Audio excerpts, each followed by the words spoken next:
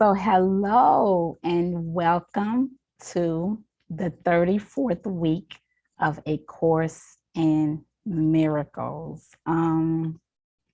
We have a lot in store tonight. As every week, I am excited.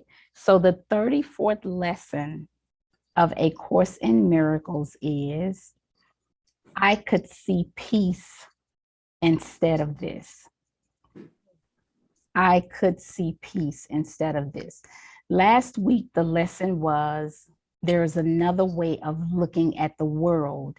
And now this week's lesson says, I could see peace instead of this. So in the application of this idea, Jesus wants us to search our minds for fear thoughts, anxiety-provoking situations, offending personalities, or events, or anything else about which we are harboring unloving thoughts about, right?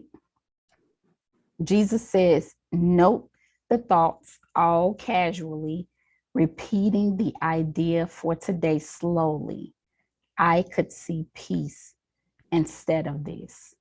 And Jesus takes this idea even further to say, if we have anxiety or depression, he simply wants us to tell ourselves the thought for the day. I can replace my feelings of depression, anxiety, or worry with peace.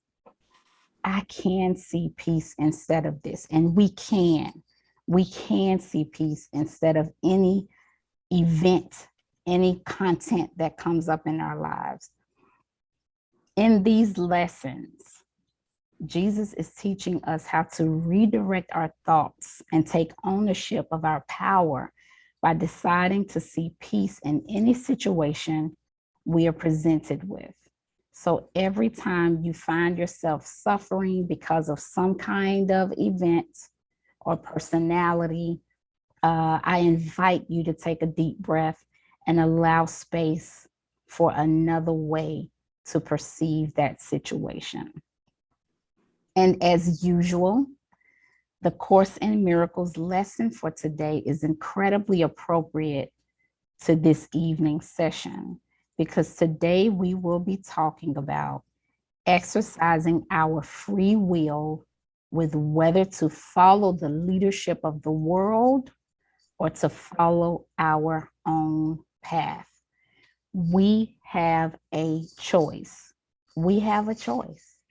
We are free, sentient beings, and we live on a free will planet. It is us who decides whether or not to give up that free will to accommodate the demands and wishes of society. We have a choice. We have a choice with whether or not to respond in presence to a situation or event, or react in a conditioned way. What is the difference between reacting and responding? When we automatically react to something, most of the time it is a conditioned reaction. So I'm going to give an example. If someone insults you and you insult them back, that is a conditioned response. How can we tell if we have reacted in a conditioned way?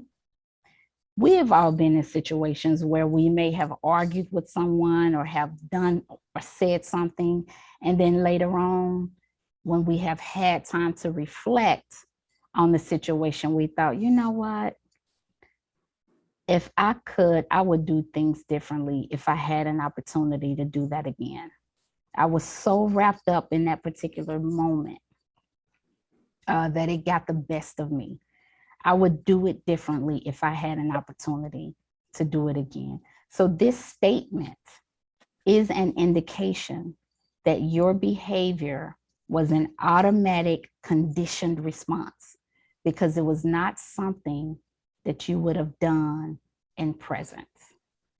A way to respond in presence to being insulted is to take a few deep breaths and remember that those who attack are poor and their poverty asks for gifts, not for further impoverishment. This comes straight from A Course in Miracles. I'm going to repeat it. Remember that those who attack are poor, and their poverty asks for gifts, not for further impoverishment. As I say this, the ego's voice disagrees and believes that this will make us weak. But do you know how much power and control of self it takes to actually break away from the strong influence of social conditioning, to step into presence in a situation like that? This is one of the most powerful demonstrations of your sovereignty and strength. Presence is true strength. It's easy to follow the path that has been laid out for you. It takes incredible responsibility of self to follow your own path. And since birth, we have all been programmed to behave in a way that is reckless to our own evolution and the evolution of others. These handful of people that own most of the world have invested much time, energy, and money to ensure that we continue to behave in ways that will keep us in a state of chaos, unconsciousness, and fear. God talks about this in Conversations with God, Book 1, on page 164 through 165. He is explaining to Neale how to change a root thought in order to create a different outcome. And he explains that we start with action first, right? And then speech, which is a powerful method of creation. So he's explaining to Neale how to reverse that creation process to change your thoughts about something. But the reason why I am highlighting this part of the conversation is because God starts talking about how our thoughts actually have been manipulated by the world. So I'm going to start on page 164. And so God says, right, the most rapid way to change a root thought or sponsoring idea is to reverse the thought, word, deed process. And so Neale says, explain that. So God says, do the deed that you want to have the new thought about, then say the words that you want to have your new thought about. Do this often enough and you'll train the mind to think a new way. And so Neale says, train the mind. Isn't that like mind control? Isn't that just mental manipulation? And God replies and he says, do you have any idea how your mind came up with the thoughts it has now? Do you not know that your world has manipulated your mind to think as you do? Wouldn't it be better for you to manipulate your mind than for the world to? Would you not be better off to think the thoughts you want to think than those of others? Are you not better armed with creative thoughts than with reactive thoughts? Yet your mind is filled with reactive thought, and that's that word, reaction. He said, thought that springs from the experience of others. Very few of your thoughts spring from self-produced data, much less self-produced preferences. He says, your own root thought about money is a prime example.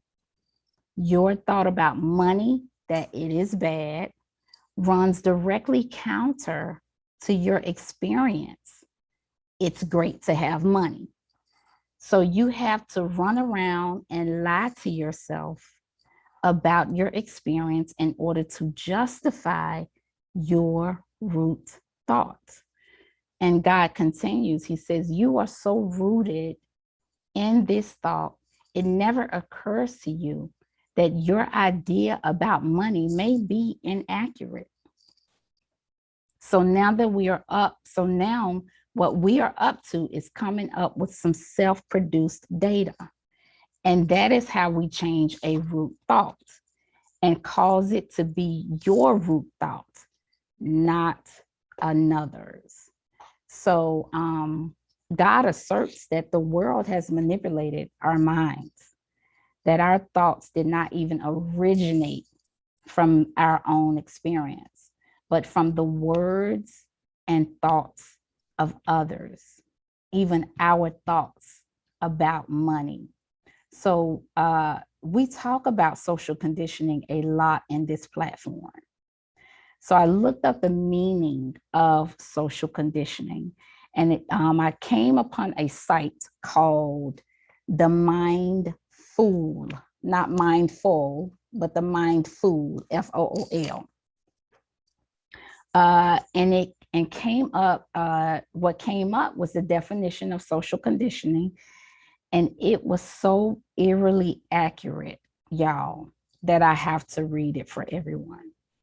It said, social conditioning is the process by which people of a certain society are trained to think, believe, feel, want, and react in a way that is approved by the society or the groups within it.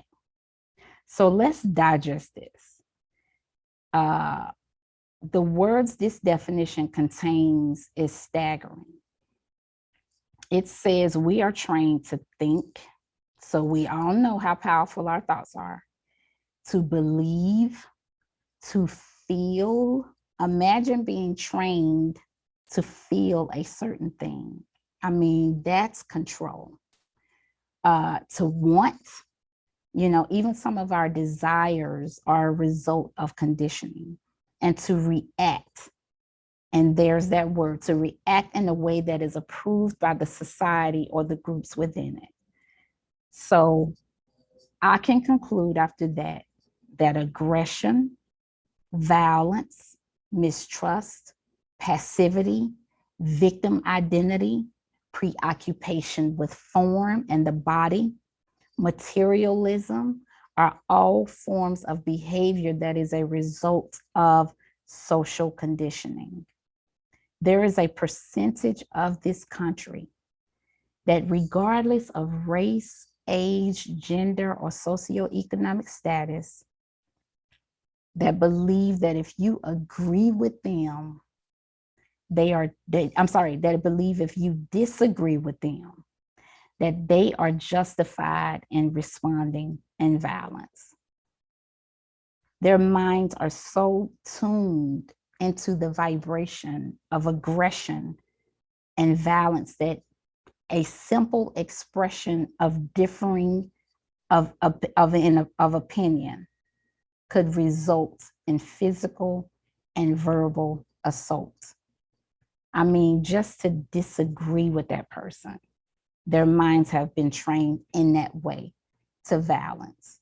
The definition continues, y'all. It says social conditioning refers to training people to think and act in a certain way by using positive and negative reinforcement by society. And check this out. It says it starts at birth. It starts at birth. Social conditioning works by rewarding behavior that is acceptable and punishing thoughts and actions that are not acceptable.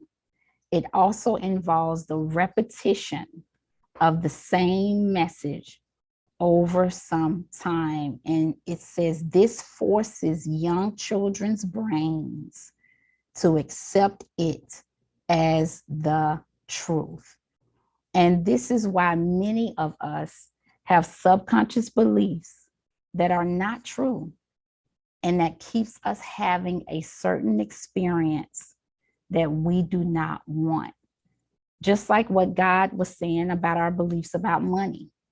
So these beliefs, this conditioning has powerful impact. So think about this statement as a parent. Look at the power and influence over others if you're able to condition them to a certain mindset.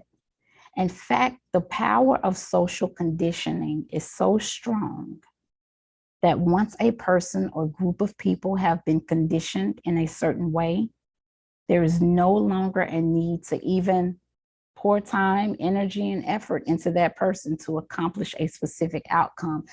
All one has to do is simply introduce the stimuli to that group of people and sit back and watch them react and respond. And many, many times, this is exactly what happens. If you've already programmed and trained a group of people in a certain mindset, your work has already been done. I've talked about this before when we said that mass media widely broadcasts certain narratives to put the country in a state of complete chaos, anger, and hatred, distracting us while they secretly pass legislation and cover up stories of corruption while we are busy fighting one another. We have all been conditioned to think, believe, feel, and behave a certain way so that we can react exactly the way that we have been programmed to react. So where did this conditioning come from? Everywhere. Everywhere. Early on in our education system, what is the main things that we have had to painstakingly learn? Unfortunately, at school, the education system prioritizes and memorializes every single war that we have engaged in, all in the name of history.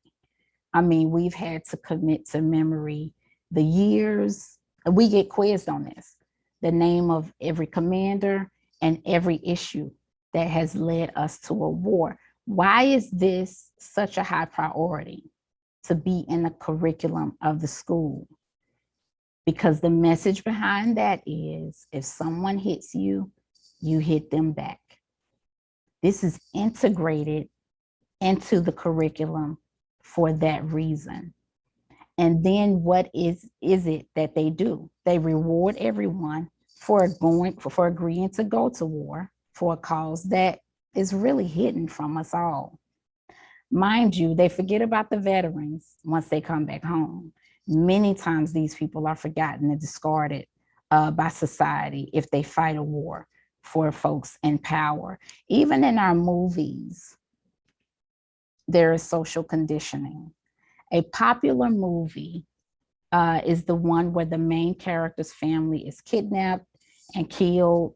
And so we often side with the person who goes on the killing spree to enact revenge on the individuals who killed his or her family.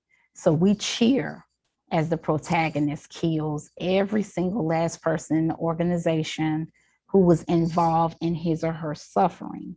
There is strong conditioning behind a movie like this, y'all. Strong conditioning. This kind of movie is actually able to garner the complete buy-in from the audience and pull everyone in to accept and even encourage the murder of a group of people, all in the name of giving them back what they deserve.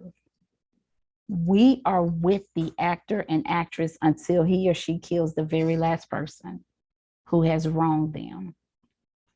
And we subconsciously rationalize that the protagonist is justified in what he or she is doing. The movie makers understand psychology, okay? So we are introduced to the lives of the main character, and we're allowed to bond with them and understand them and to feel pain when the character's loved ones are hurt. So We all play an incredibly passive role when we watch movies. Any movie, we play a passive role. This is why movies and television are such a powerful tool for conditioning the masses. When you think about the movie platform, there is no room for your rebuttals or questioning or influence, right? We cannot intervene and convince the protagonist, no, you need to forgive. We're simply following the script of the story while observing these incredibly talented actors play out the plot. So we walk away from a movie like this with this amazing feeling, right? Because we feel that the good guys have won and the bad guys have lost. When in actuality, the people who really lose are us, all of us, the moviegoers, because we have unknowingly used our powers of free will to engage in a powerful mind control program. And then we wonder why I have such a hard time forgiving. Well, you've just had a 2-hour class on how revenge is the only way to go. And we say, well, that was just a movie. Think about that amazing feeling you had after that actor killed all the other people. You think that feeling leaves you when you exit the theater? That belief system that you have about being vindicated, that doesn't leave you. That sets and is reinforced through that movie. This is why TV is called television programming. Oh, the intentions are not hidden at all. This is what Khadijah was talking about last week when she said things are being hidden in plain sight. They call it programming because that's what it is. We are just so used to following the leadership of the world that we don't even consider that our attention and energies are being used against us. Conditioning has been so embedded in our society that violence is even in our language. I was speaking to a friend over the phone the other day, and we were trying to accomplish 2 things at once. So during the conversation, I started to say, we can kill 2. And I was like, wait a minute, hold on. I had to stop myself. No, we're not going to kill 2 birds. We're going to give life to 2 birds with 1 feather. You know, I had to make something up and recreate that scene in a moment. But I thought, wow, where did we get this stuff from? If we are not present, we can automatically, unconsciously speak death into the universe. Or check this out, y'all. Y'all ready for this? What about the term wife beater? Like, that's actually a term referencing a t-shirt that men wear. I mean, some of us may have heard people saying, yeah, he answered the door with the wife beater on. What? How did we become so unconscious that we have normalized the abuse of women to incorporate it into our language? This may seem small, but think about the power of the spoken word. Think about it. In fact, these conditioned behaviors and responses are so powerful that people go against their own internal guidance system to follow along the herd mentality. They go along with what God calls collective consciousness. And I'm going to go to Conversations with God, book 3, on pages 80 through 81. And this is powerful, y'all. This is powerful. So God says, here is an irony. He says, in your present life, you find it difficult to create consciously from your individual awareness, and indeed often assume your individual understandings to be wrong. He says, given all that you are seeing around you, and so you surrender to the collective consciousness, whether it serves you to do so or not. So basically, God is saying, individually, if what we feel individually is different from what everybody else feels, we assume that what we feel must be wrong. So he continues, y'all. He says, in the first moments of what you call the afterlife, so basically he's talking about when the body expires, he says, in those first moments, on the other hand, you may find it difficult to surrender to the collective consciousness, given all that you are seeing around you, which may be unbelievable to you. And so you will be tempted to hold to your own individual understandings, whether they serve you or not. And so God says, I will tell you this. It is when you are surrounded by lower consciousness, hatred, violence, fear, chaos, that it will benefit you to remain in your individual understandings. And when you are surrounded by higher consciousness, love, joy, compassion, forgiveness, that you now receive greater benefit from surrendering to that higher consciousness.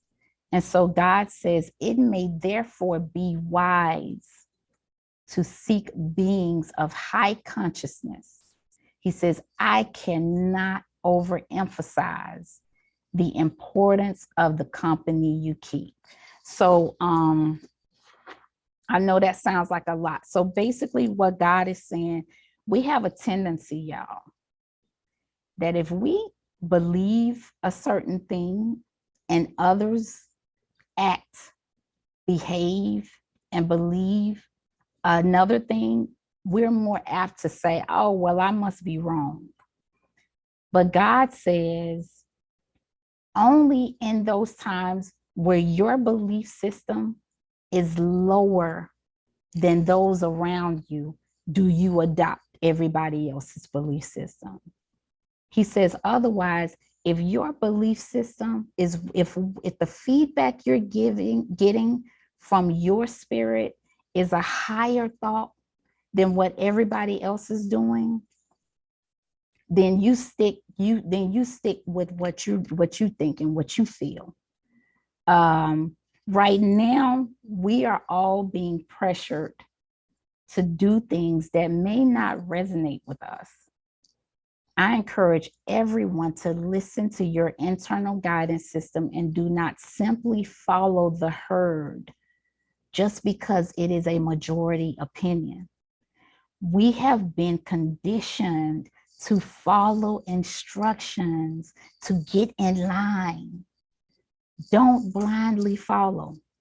Determine what belief system is based on higher consciousness and follow that one. Don't allow the collective, everyone, to influence you. You influence the collective.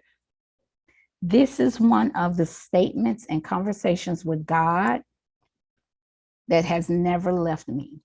There are certain things that I've read and conversations with God that takes me all the way back to the moment when I read it the first time.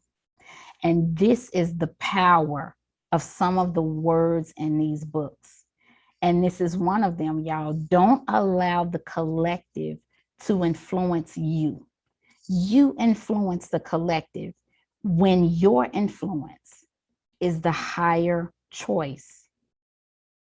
A prime example, this is a prime example that I often remember A prime example of the influence and dangers of social conditioning. A prime example of the influence and dangers of following the leadership of the world, of the collective, is through the presence of the horrific and barbaric acts of slavery. I mean, I often think of how many of the human beings who engaged in, participated in, and allowed slavery to exist and thrive, how they had to ignore and downright suppress their internal guidance system. I know that they had to exert incredible energy to override that deep feeling within them that said something is wrong with what we are doing. Something is wrong with what this country is doing. They had to feel that. This doesn't feel right. Yet, because everyone else was doing it, the collective, they participated in the act of treating other human beings as property. And this is a prime example of how collective can absolutely be wrong in their position. They can absolutely be wrong in their position. Do not follow the collective unless the collective holds a higher consciousness. You stay with your individual belief system. Do not act out of fear and do not act out of coercion. This is very important, everyone.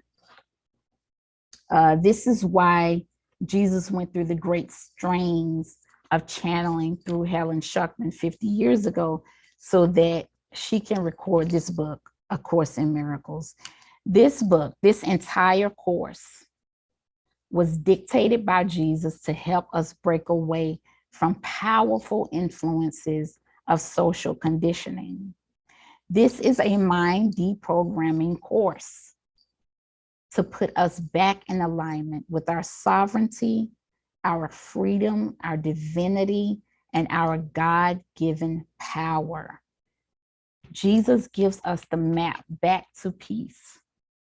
He gives it to us right here in this book. So simply do a lesson a day, and it will lead you back home, and it will free you from any influence of conditioning you may be unconsciously following. So that is the end of my lesson. I wanted to ask everybody, what are some ways that you can think of that we have been socially conditioned? You know, I think about, Brittany says, wow, you're so right.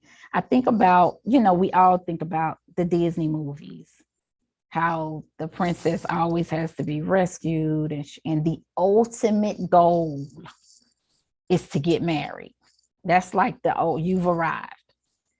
The ultimate goal is to get married. That is a form of social conditioning to lead us, to lead women into marriage. So that, you know, that is an example that I can think of. Jasmine, do you have your hand up? Yes, I do. Okay. So what I think is like on like TV, especially like Justice, the like everyone like acts like true justice is making like the abuser or like someone who did something bad like suffer. Mm, mm. Yes, So that is yeah. social. That's social. You're right. That's social conditioning, right? Anybody else has any examples? I do. That was a great example, Jasmine. Mhm. So when you talked about it, all I kept thinking about was the workplace. Mm. You know, organizations have culture, right? And you Mhm. really have to adopt, you know, how you dress, what you wear, in many cases, how you style your hair, Mm. you know, and of course, like you said, when you're in a conference room and you're in a meeting and, you want to state your opinion, but it doesn't match the majority. You silence yourself or you minimize your opinion to survive. And I feel like it's so common there, for one, because by the time you've made it to the workplace, you've had at least 18 or 21 years of conditioning under your belt. And so it's easier. But then on top of that, you have your livelihood, right? That's at stake for many people. Yes. Some people cannot afford to not be in the workforce, and so you just have to play the part. And many people have their work clothes, and then they have like their the clothes that they wear, that they choose to wear, that reflects them, because you have to fit in, you have to survive, the culture, what's accepted, what's not. Many times you're actually, given written rules of what's expected of you, and you're there for 40 hours plus a week. So that's so true. But again, by the time you're there, it's the kind of damage is done. So that's so true. It's just more of it. That's true. But also, even like, think about when you're at work, and if you work at a big corporation, everybody gets hungry at 12 o'clock or 1 o'clock, right? Like even the time that you eat. And again, that's a part of the conditioning that we've experienced growing up. But it's just it's amazing how it's full of it. So wow, yeah, that is so true. Even as adults, we're still being told when to eat. That's so true. That is so incredible. Thank you, Khadijah. That was, I loved it. Yes. Hi, Margaret. Hi. Social conditioning. Have to change our mind and start really loving ourselves. Loving ourselves. We have to change it. Yes. We have to change it. We have to know our greatness, our beauty. Right? Yes. When you're I see some great videos of fathers having their daughters and their sons in front of the mirror, telling them how beautiful they are. That is what we have to do. Yes. You are so beautiful. You're so intelligent. We have to start doing that. We have to start doing that. Thank you. Yes, thank you so much, Margaret, for that. Hey, Takia, did you have anything? Charmaine, Justice, Brittany, did y'all have anything to offer? I think the biggest thing about social conditioning that I would say affected me was like going to college and feeling pressure to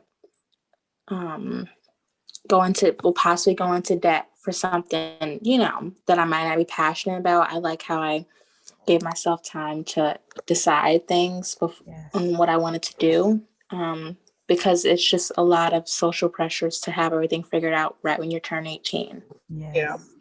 That's true. Yeah. That's true. And you're right. Our children are expected to really, by the time they graduate from college, be in debt. It is expected. You're right. And I do admire you, Justice, for saying, wait a minute, let me do what makes sense so that I can, so that I won't have this incredible debt on me. So you're right. You're absolutely right. Good point. Anybody else? Takia, Charmaine, Brittany? Okay, I'll go. I did notice with my son, some of his little TV shows on YouTube, I'm very selective about what I'll play for him.